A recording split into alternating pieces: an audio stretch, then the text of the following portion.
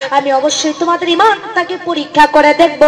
ওয়ালা নাবুলু ওয়ান্নাকুম বিশাইইম মিনাল খাউফি ওয়াল জুই ওয়া নাকসিম মিনাল আমওয়ালি ওয়াল আনফুসি ওয়াস সামারাত ওয়া বাশশিরিস সাবিরিন। আল্লাহ রাব্বুল আলামিন সুবহানাহু ওয়া তাআলা তিনি বলেছেন, বান্দিরা রে, আমি তোমাদেরকে এই পৃথিবীর বুকে যারা সুদ খাবে, ঘুষ খাবে, জিনা করবে, ব্যভিচার করবে, অন্যায় অত্যাচার করবে, তাদেরকে কোনো বিপদ দেব না, মুসিবত দেব না। কিন্তু যারা আমি আল্লাহর রাস্তায় চলবে, যত বিপদ দেওয়া দরকার আমি তাদেরকেই দেব। এই কারণেই দেব, শুধু তাদেরকে পরীক্ষা করার জন্য। আমি তোমাদেরকে খালি কয়ানদারি, টোকাইগিরি আর তোমাদেরকে ইসলামের বিরোধিতার কেদার হওয়ার জন্য এই জমিনে আমি তোমাদেরকে পাঠিয়ে দেই নাই।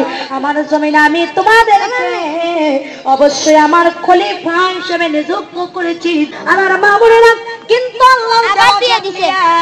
আমরা আল্লাহর নাফরমানি করি, আমরা আল্লাহর দেওয়া বিবেক নিয়ে আল্লাহর নাফরমানি করি, আমরা আল্লাহর দেওয়া বুদ্ধি দিলে আল্লাহর গুণগান আমরা গাই না। কিন্তু আল্লাহ পাক রব্বুল আলামিন বলেছে, বান্দা, আমি তোমাদেরকে সৃষ্টি করে ক্ষান্ত হই নাই, আমি তোমাদের হিদায়াতের জন্য এমন একটি কোরআনুল কারীম দান করে দিয়েছি, যেই কোরআনটা 104 খানা কিতাবের মধ্যে, বড় 4 খানা কিতাবের মধ্যে একটি কোরআন। আর এই কোরআনের মুজিজা অনেক বড়, কারণ এই কোরআন যদি, এই কোরআনের ব্যাখ্যাটা এমন যে এই কোরআনের ব্যাখ্যা লিখতে লিখতে গোটা পৃথিবীর কাজগুলোকে যদি কলমে পরিণত করে দেওয়া হয়, আর গোটা পৃথিবীর নদীর সাগরের পানিগুলিকে যদি কালিতে পরিণত করে দেওয়া হয়, আল্লাহর কালামের এক আয়াতের বাণী লিখতে লিখতে গোটা পৃথিবীর গাছগুলি শেষ হয়ে যাবে, গোটা পৃথিবীর সাগরের পানিগুলি শেষ হয়ে যাবে, কিন্তু আল্লাহর কালামের বাণী লেখা শেষ হবে না। সেই কোরআনের প্রথমে আমার আল্লাহ জানিয়ে দিয়েছেন, জালিকাল কিতাবু লা রাইবা ফীহি হুদাল লিল মুত্তাকিন। আমি এই কিতাবের মধ্যে যা দিয়েছি, এটা এমন একটি কিতাব যাতে কোনো সন্দেহ নাই, যাতে কোনো ভুল নাই, যাতে কোনো ত্রুটি নাই। এই কোরআন যারা মানবে, আমি রব্বুল আলামিন তাদের নামটাই মুত্তাকিনের খাতায় দিয়ে দেব। আমার মাজান পৃথিবী, আজকে আমরা দুনিয়ার মহাব্বতে পড়ে যাই, আল্লাহ ভুলে গেছি। আজকে আমরা ছোট দুনিয়ার মহাব্বতে পড়ে কোরআন ভুলে গেছি, ছোট দুনিয়ার মহাব্বতে পড়ে ইসলামী আন্দোলন ভুলে গেছি, ছোট দুনিয়ার মহাব্বতে পড়িয়া আমরা নামাজ ভুলে গেছি, বেহায়া পথে চলি, টাকা পয়সার গৌরব করে। কিন্তু হাদিস শরীফের মধ্যে এসেছে, আর দুনিয়া মাজরাতুল আখিরা, এই দুনিয়াটা শস্য ক্ষেত্র রে। কারণ তোমরা যদি মৃত্যুকে বেশি স্মরণ করো, তাহলে পৃথিবীতে নাফরমানি কাজ তোমাদের বন্ধ হয়ে যাবে। হাদিস শরীফের ভিতরে এসেছে, এক সাহাবী আল্লাহ রাসূলের কাছে এসে বলছে, ইয়া রাসূলুল্লাহ, মৃত্যুকে কেমন কাছে মনে করব? তখন নবীজি বলছে, বলো তো কেমন কাছে মৃত্যুকে মনে করো? তখন সাহাবী বলতেছে, ইয়া রাসূলুল্লাহ, ইয়া হাবিবাল্লাহ, আমি নামাজ পড়ব ফজর, কিন্তু জোহর পড়তে পারবো না, এত কাছে মনে করি। জোহর পড়ব, আসর পড়তে পারবো না, আসর পড়ব, মাগরিব পড়তে পারবো না, এত কাছে মনে করি। রাসূল বলছে, না, মিথ্যা কথা। তার কারণ হলো, মৃত্যুকে এত কাছে মনে করো যে তুমি ডান দিকে সালাম ফিরবা, বাম দিকে সালাম ফেরার সময় তুমি পারবা না, এত নিকটেই মৃত্যুকে তুমি মনে করো। আমার মাজানেরা, আমরা যদি মৃত্যুকে এতই কাছে মনে করতাম, বেনামাজি হতাম না।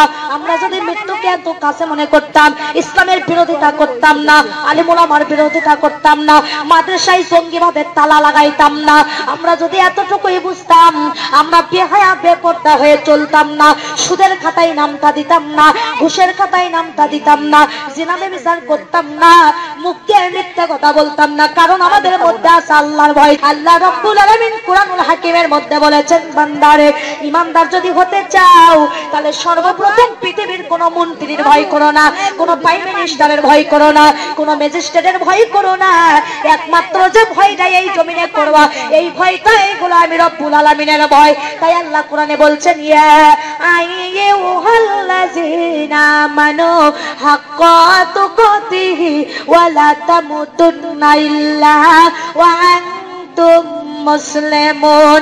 রে ইমানদারেরা, তোমরা যদি ইমানদার হতে চাও তাহলে তাকওয়া অর্জন করো। তাকওয়া মানে কি? আল্লাহর ভয় করা। এখনই যদি আমরা আল্লাহর ভয় করি মাগো, পৃথিবীর বুকে টুরুতে কোনো নাফরমানি কাজ করতে পারতাম না। কিন্তু আমাদের মধ্যে ঈমান নাই, আমাদের মেমোরিটা মাঝান আপনাদেরকে একটা এক্সাম্পল দেই। যেমন একটা ভিডিও মোবাইল আমরা ব্যবহার করি, এই মোবাইলের মধ্যে একখান মেমোরি আছে, এই মেমোরিটা ওয়াজ দিয়ে ইসলামী সঙ্গীত দিয়ে ভরে গেছে। এখন এই মেমোরির মধ্যে যদি আমার রস ঢুকাতে চান, আপনার মেমোরিতে জায়গা নাই, তাহলে আপনার মেমোরির থেকে কমপক্ষে একটা ওয়াজ ডিলিট করতে হবে, না হলে একটা ইসলামী সঙ্গীত ডিলিট করে জায়গা বের করতে হবে। জোরে জোরে বলেন ঠিক না বে ঠিক? তারপরে আমার রসটা ঢুকাতে পারবেন। তেমন করে আপনার অন্তর যে আছে, আপনার অন্তরে যে একটা ইমানের মেমোরি আছে, এই মেমোরিটা বেনামাজি দিয়া, সুদের টাকা খায়া, ঘুষের টাকা খায়া, জিনা ব্যভিচারের খাতায় নাম দিয়ে মিথ্যে কথা বলে, অহংকার করে, চুগলখড়ি করে, গীবত করে, ইসলামের বিরোধিতা করে আপনার অন্তরের মেমোরি খান গুণ দিয়ে ভরে গেছে। মা বোন আমার, নেকি ঢোকার কোনো জায়গা নাই। এই মেমোরিটা গুণ দিয়ে ভরে যাওয়ার কারণে হাজার হাজার ওয়াজ শোনার পরে আপনার এই মেমোরির মধ্যে কোনো হিদায়াতি কথা ঢোকে না, কারণ আপনার মেমোরিতে নেক কথা ঢুকবে এমন জায়গা নাই, গুণ দিয়ে ভরে গেছে। আমার মা বোনেরা, আমার তমতিরা, লা ইলাহা ইল্লাল্লাহ, লা ইলাহা ইল্লাল্লাহ, লা ইলাহা ইল্লাল্লাহ, লা ইলাহা ইল্লাল্লাহ, লা ইলাহা ইল্লাল্লাহ, সুবহানাল্লাহ ওয়ালহামদুলিল্লাহ, লা ইলাহা ইল্লাল্লাহ। পেছনের মা বোনেরা পড়তেছেন তো সবাই? হ্যাঁ।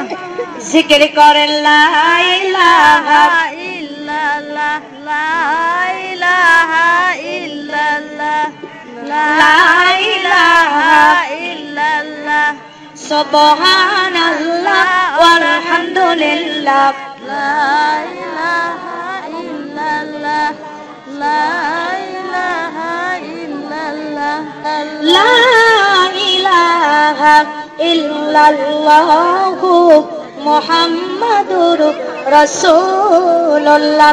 সকলে বলি সাল্লাল্লাহু আলাইহি ওয়াসাল্লাম। রে আমার মা বোনেরা, এখানে যতজন আমার আম্মা জানেরা আছেন, বলেন তো মৃত্যু একদিন সবার আছে না নাই? আছে। কুল্লু নাফসিন যায়কাতুল মউত, জীবন যার আছে একদিন হলেও মরণের স্বাদটাকে গ্রহণ করতে হবে। জোরে বলেন ঠিক কিনা? কিন্তু আপনি যেদিন মারা যাবেন গো, কি সামগ্রী কবরে নিয়ে যাবেন সেই ব্যবস্থা করার দরকার আছে না নাই? আমরা তো মরেই যাব, আমরা তো মরেই যাব, চলেই যাব, রেখে যাব সবই কবরেতে যেদিন যাব। সঙ্গে নিব কি রে আমরা, সঙ্গে নিব কি, কি সঙ্গে নিব এইটা রেডি করার দরকার দুনিয়ার বুকে আছে। মা বোন আমার, এই জন্য আমার আল্লাহ একটা কোরআনুল কারীম দিয়েছেন। এই কোরআনটা শুরু হয়েছে বা দিয়া, শেষ করা হয়েছে সিন দিয়া, তাহলে পাস হয়ে গেল। একটা মানুষের জন্য যত কথা রাখবে আল্লাহ রাব্বুল আলামিন, হালাল কি, হারাম কি, নামাজ কি, বেনামাজি কি, সুদ ঘুষ কি, জুয়া কি, ছল চাতুরি কি, মিথ্যা কথা কি, অহংকার কি, সব সাবজেক্ট গুলোই তার কোরআনের মধ্যে সাপ্লাই করে দিয়েছেন। অতএব এই কোরআন অনুযায়ী যদি জীবন করি আর আমাদের জীবনটা যদি কোরআনের মতোই হয়ে যায়, তাহলে কিয়ামতের দিন বিনা হিসেবে জান্নাতে যাব, তাতে কোনো সন্দেহ হবে না। জোরে বলেন সুবহানাল্লাহ।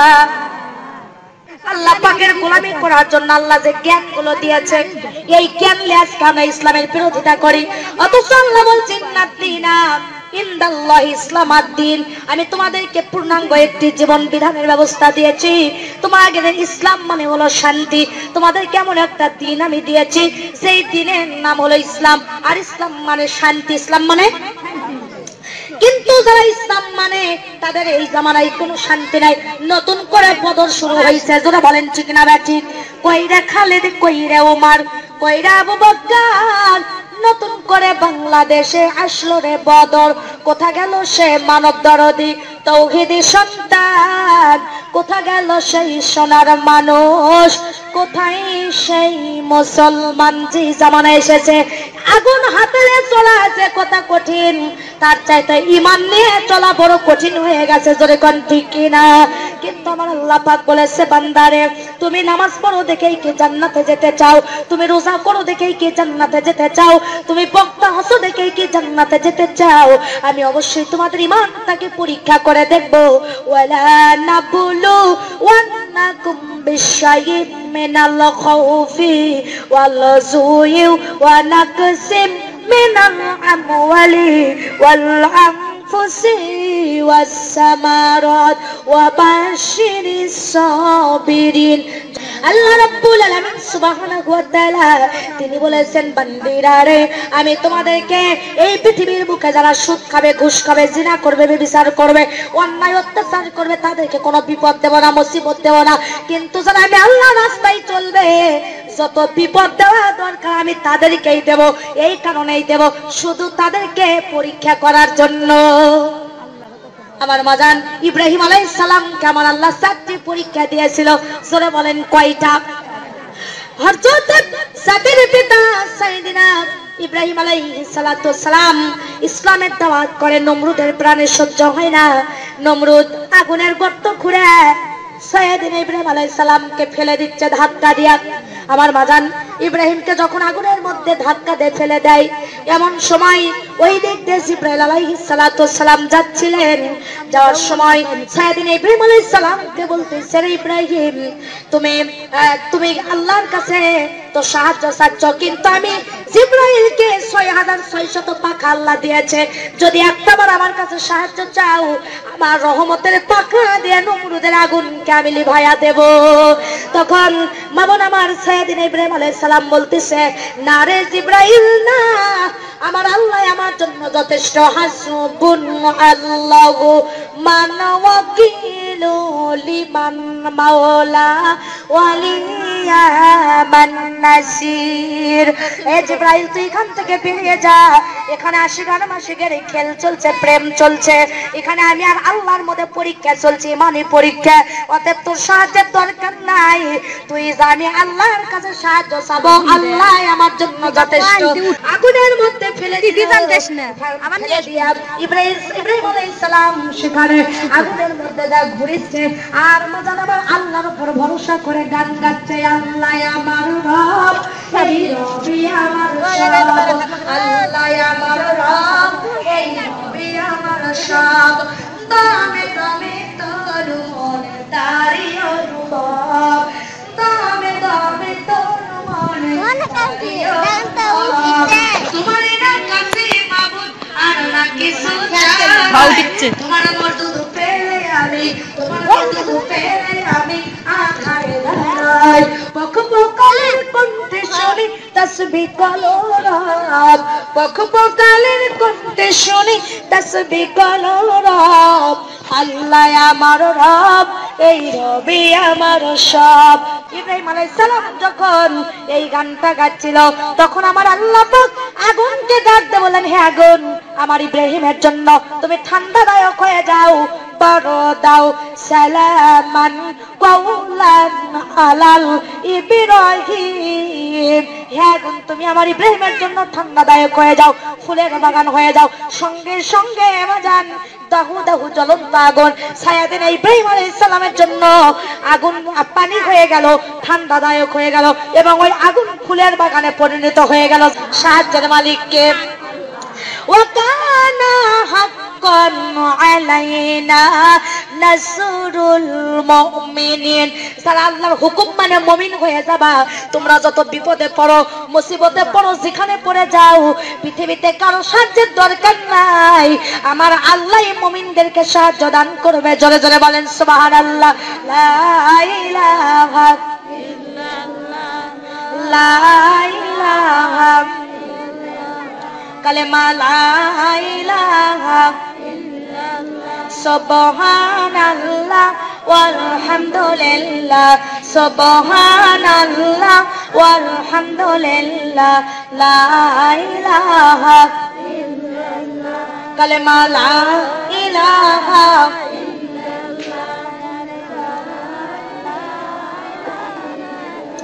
সুবহানাল্লাহ ওয়ালহামদুলিল্লাহ, লা ইলাহা ইল্লাল্লাহ, লা ইলাহা ইল্লাল্লাহু মুহাম্মাদুর রাসূলুল্লাহ। সকলে বলি সাল্লাল্লাহু আলাইহি ওয়াসাল্লাম। আমার মাজান, আমাদের নাম হলো মুসলমান, আমাদেরকে আল্লাহ দিয়েছে আল কোরআন। আরে আল কোরআন দেবে প্রত্যেকটা মানবতার দুনিয়া আখিরাতের সমাধান। আমার মা বোনেরা, তাহলে সেই কোরআনের হক কথা বলতে গেলে আমাদের সমাজ আর শান্তি পাওয়া যায় না। যদি কোন ঠিক না বা ঠিক, আল হাক্কু মুররুন, হক কথা কাফির বেঈমানের কাছে লাগে তিতিয়া। জোরে বলেন ঠিক না বা ঠিক। আমার মা বোনেরা, আমার দরদিরা, আপনার সন্তানকে মাজান আপনি মাদ্রাসায় পড়াবেন, আপনার সন্তানকে আপনি হাফেজ বানাবেন। কেননা তলাবিল মিফরিদাতু আলা কুল্লি মুসলিমাতুল মুমিনাত, প্রত্যেকটা নরনারীকে আগে কোরআন শরীফ শিক্ষা হওয়া এবং দেওয়াটা ফরজ। খায়রুকুম তাআল্লামাল কুরআন ওয়া আল্লামাহুল বায়ান, যে ব্যক্তি নিজে শিক্ষা অপরকে শিক্ষা দেবে সেই ব্যক্তি আল্লাহ রাব্বুল আলামিনের কাছে উত্তম হতে পারবে। এবং সন্তানদেরকে আল্লাহর নামে শিক্ষা দিতে হবে। ও আমার মা বোনেরা, তাই আপনাদের সন্তানকে মাদ্রাসায় ভর্তি করাবেন, আপনার সন্তানকে আলেম বানাবেন, আপনার সন্তানকে হাফেজ বানাবেন। কারণ একটা আলেমের মর্যাদা এত গো, গোটা পৃথিবীতে ৭০ জন মানুষের মর্যাদাকে যদি একত্রিত করা হয়, ৭০ জন মানুষের মর্যাদার চাইতে একজন আলেমের মর্যাদা আল্লাহর কাছে বেশি হবে। বাবন আমার, সাধারণ মানুষের চাইতে একটা হাফেজের মর্যাদা আল্লাহর কাছে বেশি হবে। আমার মা বোনেরা, আপনারা মা যদি মারা যান আর ভাড়াটা আলেম যদি নিয়ে আসেন, ওই দোয়া কবুল হবে কিনা সন্দেহ আছে। কিন্তু আপনার নিজের সন্তান যদি জানাজা করে, আপনার সন্তান যদি কবরে নামায়া দেয়, আল্লাহর কসম আপনার কবরের আযাব মাফ হবে। আমার মা বোনেরা, আমার দরদিরা, নিজেরা যদি আলেম হতে না পারেন, আপনার সন্তানকে বানাতে হবে। সন্তানকে যদি না পারেন, একটা আলেম মা বোন ফ্যামিলির মধ্যে বানাতে হবে। তাও যদি না পারেন, কমপক্ষে একজন আলেমকে আপনার বন্ধু বানাতে হবে। কারণ হলো কি, পৃথিবীর আলেমেরা যে যত ছোট চোখে দেখুক না কেন, ইন্নামাল উলামা ওয়ারাসাতুল আম্বিয়া, আলেম উলামা হলো রাসূলের ওয়ারিস। আলেমদেরকে ছোট চোখে দেখার কোনো উপায় নাই। আমার মা বোনেরা, কিয়ামতের দিন আপনার সন্তানকে আপনি যদি প্রফেসর বানান, আপনি যদি হেডমাস্টার বানান, আপনি যদি ম্যাজিস্ট্রেট বানান, ব্যারিস্টার বানান, আপনাকে যে জান্নাতে নিয়ে যাবে এমন কোনো কোয়ালিটি নাই। তবে আপনার সন্তান যদি আলেম হয়ে হাফেজ হয়, আপনি মা বাপ বিনা হিসেবে মুসা আলাইহিস সালামের পাকড়ি পরে আল্লাহ জান্নাতে যাবেন। কেননা হাদিস শরীফের মধ্যে এসেছে, কিয়ামতের দিন একটা আলেম যখন জান্নাতে যাবে, তখন জান্নাতের গিলাফ ধরে দাঁড়িয়ে থাকবে। আমার আল্লাহ জিজ্ঞেস করবে, আলেম রে, কেন তুমি জান্নাতে যাও না? কেন তুমি জান্নাতে প্রবেশ করো না? আলেম, তুমি জান্নাতে যাও বলে না, আমি একা একা যাব না। পৃথিবীর বুকে আমার মা আছে, বাবা আছে, আত্মীয় স্বজন আছে, তাদেরকে ছাড়া আমি জান্নাতে যাব না। আমার আল্লাহ ডাকতে বলে, আলেম রে, তোমার শুধু বাবা মাই নয়, তোমাকে আমি ৭০ জন জাহান্নামী মানুষকে জান্নাতে নিয়ে যাওয়ার পারমিশন দিয়ে দিলাম। একটা হাফেজ যখন জান্নাতে যাবে, তখন জান্নাতের গিলাফ ধরে দাঁড়িয়ে থাকবে। আমার মা বোনেরা, আমার দরদিরা, তখন ওই হাফেজ যখন জান্নাতের গিলাফ ধরে দাঁড়িয়ে থাকে যাবে না, তখন আমার আল্লাহ পাক বলবে, হাফেজ তুমি কেন যাও না? বলে, আমার মা আছে, বাবা আছে, বহু কষ্ট করে আমাকে হাফেজ বানাই আছে, একা একা যাব না। বলে, যাও, তোমাকে আমি ১০ জন ব্যক্তিকে জান্নাতে নিয়ে যাওয়ার পারমিশন দিয়ে দিলাম। তাই আসেন, কোরআনের মর্যাদা তো সবাই বুঝে না। যারা বলেন ঠিক না বে ঠিক, এরা হলে অন্য মুসলমান হয়েও এদের ধর্ম অন্য হয়ে যায়। যদি কোন ঠিক কিনা? যেমন দেখেন, হযরত মুসা আলাইহিস সালামের জামানায় একজন ছাত্র ছিল, নাম হলো আবু ইউসুফ। যারা বলেন নামটা কি? এই আবু ইউসুফ গরিবের সন্তান, মাদ্রাসায় যায়। আমার মা জান, মাদ্রাসায় থেকে বাড়িতে আছে, মার বেতন দিতে পারে না, বাবার বেতন দিতে পারে না। একদিন যায়, 2 দিন যায়, আর মাদ্রাসায় যায় না। লেখাপড়া বাদ দিয়ে দেবে। মাদ্রাসার যদি ভালো ছাত্র হয়, আর যদি ভালো ছাত্র মাদ্রাসায় না যায়, মাস্টারের মন কিন্তু ভালো থাকে না। যদি বলেন ঠিক কিনা? আবু ইউসুফ ছিল খুবই ভালো ছাত্র, কিন্তু একদিন যায়, 2 দিন যায়, মাদ্রাসায় যায় না। হুজুর বাড়িতে আসে, বলে, বাবা তুমি কেন যাও না? বলছে, হুজুর, মা গরিব মানুষ, বাবা গরিব মানুষ, তাই আমাকে বেতন দিতে পারবে না, তাই আমি আর আপনার মাদ্রাসায় যাব না। তখন হুজুর বলতেছে, বাবা তোমাকে এমনি কোরআনুল কারীম শিক্ষা দেব, তাও তুমি আমার মাদ্রাসায় আসো। বলছে হুজুর জান আগামী কালকে থেকে যাব। এখন আবু ইউসুফ পরের দিন যখন হুজুরের মাদ্রাসায় যাচ্ছিল, এমন সময় পায়ের স্যান্ডেল ভালো না, পায়ের স্যান্ডেলটা ছিঁড়ে গেছে। পায়ের স্যান্ডেলটা একটা মুসির কাছে যে বলছে, বাবাজি পায়ের স্যান্ডেলটা আপনি আমাকে ভালো করে দেন। মুসি পায়ের স্যান্ডেল ভালো করে দিয়া বলছে, বাবা তুমি আমাকে টাকা দাও। বলছে, বাবাজি আমি গরিবের সন্তান, আমার কাছে টাকা নাই, বহু কষ্ট করে আল্লাহর কোরআন আমি হেফজ করেছি, আপনাকে আমি প্রাণ ভরে একটা পারা কোরআনুল কারীম শোনায়া দেব, আপনি কোরআনটা শুনে আমাকে পায়ের স্যান্ডেল দিয়ে দেন। মুসি বলতেছে, না গো বাবা না, তোমাকে স্যান্ডেল দেওয়া যাবে না, তুমি আগে টাকা দাও। মাজান আমার বলছে, বাবাজি আমার উপর চাপ দেন না, আমি গরিবের সন্তান, সময় আমরা ভাত পারি না, আপনি পায়ের স্যান্ডেল ভালো করার টাকা দেব কোথায় থেকে? মুসি আর তা বুঝে না, 10 পারা কোরআন শুনে দিতে চাইছে তাও দেয় না, 20 পারা কোরআন শুনে দিতে চাইছে পায়ের স্যান্ডেল দেয় না, 30টা পারা কোরআনই শুনে দিতে চাইছে, তারপরেও নিষ্ঠুর মুসি তাকে পায়ের স্যান্ডেলটা দেয় না। দু চোখের পানি ছেড়ে দিয়ে বলছে, আল্লাহ যদি আমার বাপের সম্পত্তি থাকতো তাহলে আমাকে এই মুসির কাছে অপমান হওয়া লাগতো না। আল্লাহ তোমার কোরআনের দাম কেন নাই গো আল্লাহ? এইভাবে কান্দে আর মাদ্রাসায় গেছে। মাদ্রাসায় যে হুজুর কি হুজুর বলছে, বাবা আবু ইউসুফ এত আসতে দেরি হলো কেন? বলতেছে, হুজুর আমি আপনার কাছে বিদায় নিতে চাচ্ছি, আর আপনার মাদ্রাসায় জীবনে কোনোদিন আসবো না। কয় তার কারণ কি? কয় তার কারণ যে কোরআনের দাম নাই মান নাই তাকে শিখে আমি কি করব? বলতেছে, না গো বাবা না, কেন তুমি বলো কোরআনের দাম নাই? তা বলছে, না আমি আর মাদ্রাসায় কোনোদিন আসবো না, কোরআনের দাম কেন নাই? যখন এইভাবে জেদ করে তখন হুজুর একটা স্বর্ণের আংটি ওই মামুন আমার আবু ইউসুফের হাতে দে বলছে, যাও বাবা এই আংটি খানা নিয়ে তুমি বাজারে চলে যাও, বাজারে যাই আংটি নিয়ে 3টে দোকানে যাবা, কিন্তু তুমি জান আংটি বিক্রি করবা না, খালি কে কয় টাকা দাম করে তাই দেখে আসবা। তখন আংটি খানলে আবু ইউসুফ বাজারে যায় সর্বপ্রথম মুদির দোকানে গেছে, যায় বলছে, বাবাজি এই আংটির দামটা কয় টাকা হবে? বলে 50 টাকা হবে। কয় আংটি বিক্রি করব না। সেখান থেকে কসমেটিকের দোকানে গেছে, কয় আংটির দাম 50,000 টাকা দেওয়া যাবে, কয় না আংটি বিক্রি করব না। সেখান থেকে স্বর্ণকারের দোকানে গেছে, এখন স্বর্ণকার বলতেছে, না রে আবু ইউসুফ এই আংটির যে দাম, আমি যদি আমার স্বর্ণকারের দোকানটাকে 7 বার বিক্রি করে দেই, তোমার আংটি কেনার সমতুল্য দাম আমার হবে না। আমার মা বোনেরা তখন ওই 3 দোকানের দাম করে আংটি লিয়ে হুজুরের মাদ্রাসায় চলে আসছে। আসা বলছে, হুজুর এই আংটিটা নিয়ে গেলাম মুদির দোকানে, 50 টাকা দাম করছে, বিক্রি করিনি। কসমেটিকের দোকানে গেছি, সেখানে যায় 50,000 টাকা দাম করছে, বিক্রি করিনি। স্বর্ণকারের দোকানে গেছি, স্বর্ণকার বলছে দোকান যদি 7 বার বিক্রি করে দেই আংটি কেনার সমতুল্য দাম আমার হবে না। হুজুর কই এই পর্যন্ত আমি দেখে আসলাম। হুজুর তখন কেঁদে বলতেছে, বাবা আবু ইউসুফ তুমি যে বলতেছো কোরআনের দাম নাই, তা তুমি যে স্বর্ণের আংটি নিয়ে মুদির দোকানে গেছো, মুদি তো শুধু তরকারি তারপরে তেল লবণ এগুলোই বিক্রি করে, কিন্তু মুদি তো আংটির মর্যাদা বোঝে না, এই জন্য 50 টাকা দাম করছে। কসমেটিকের দোকান কিছু সিডিকলের ব্যবসা করে, যার কারণে কসমেটিকের দোকানদার আংটির মর্যাদা কিছুটা হলেও বুঝেছে, যার কারণে 50,000 টাকা দাম করেছে। কিন্তু স্বর্ণকার যারা তো সোনার মর্যাদা বুঝে না, তা তুমি যে স্বর্ণকারের দোকানে গেছো, এই জন্য স্বর্ণকার সোনার মর্যাদা কত, এক দাম কত, এই জন্য বলছে আমার দোকান যদি 7 বার বিক্রি করে দেই আংটি কেনার সমতুল্য দাম হবে না। তাহলে চিন্তা করে দেখো, স্বর্ণকারের সোনার মর্যাদা বোঝার কারণে বলছে যে এই সোনার টাকা আমার হবে না, এই সোনা কেনার সমতুল্য টাকা আমার নাই, এত দাম এই স্বর্ণের আংটির। কিন্তু বাবাজি তুমি যে আল্লাহর কোরআন জয় মুসিক শুনে দিতে চাইছ, ওই মুসি তো আমাদের ধর্মের কোন লোক নয়। ওই মুসি যদি কোরআনের মর্যাদা বুঝতো তাহলে 1 পারা কোরআন কেন, 2 পারা কোরআন কেন, 10 পারা কেন, 30 পারা কেন? বাবা তোমার গায়ে যে একটা হুজুরের লিবাস আছে, সুন্নাতি লিবাস আছে, এই লিবাসটা দেখেই তোমাকে ওই পায়ের স্যান্ডেল দিয়ে দিত। কিন্তু বাবাজি কেন বলো যে কোরআনের দাম নাই?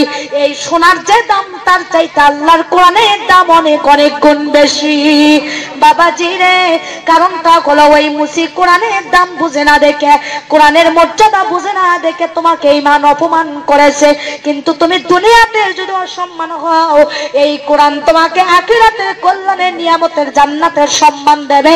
চিৎকার দিয়ে বলেন সুবহানাল্লাহ। লা ইলাহা ইল্লাল্লাহ, লা ইলাহা ইল্লাল্লাহ, সুবহানাল্লাহ ওয়ালহামদুলিল্লাহ, লা ইলাহা ইল্লাল্লাহ, সুবহানাল্লাহ ওয়ালহামদুলিল্লাহ, লা ইলাহা ইল্লাল্লাহ, কালেমা লা ইলাহা ইল্লাল্লাহ, জোরে জোরে লা ইলাহা